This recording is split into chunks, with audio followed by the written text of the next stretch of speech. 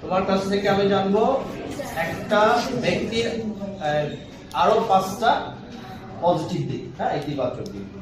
যেমন একজন ব্যক্তি স্পষ্টভাষী, তাহলে স্পষ্টভাষী একজন ব্যক্তিকে আমি ইংরেজিতে কি বলবো?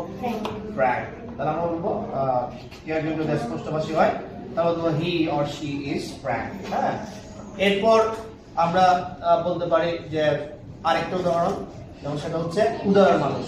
উদার, তাহলে জেনারাস। উদার মানে কি? জেনারাস। ভেরি গুড, উদার। তারপর নির্ভরযোগ্য, এমন কারোর প্রতি নির্ভর করা যায়, তাকে কি বলবো? রিলায়েবল। Very good, reliable. আচ্ছা, সাহসী। ব্রেভ। সাহসীকে কি বলবো? ব্রেভ। আচ্ছা, একটা মানুষ খুবই ঠান্ডা মেজাজের, মানে সে যে কোনো পরিস্থিতি নিজেকে শান্ত রাখতে পারে, ঠান্ডা থাকতে পারে, হ্যাঁ, তাকে আমি কি বলবো? কাম। তাহলে এটা হবে কাম। যদি এটার স্পেলিং কি? CALM, কিন্তু এখানে এলটা কি হবে? সাইলেন্ট। এলটা উচ্চারিত হচ্ছে না। তুমি বলছো কাম, তুমি কাম বলছো না, তুমি কি বলছো? কাম। ঠিক আছে, ভেরি গুড, থ্যাংক ইউ।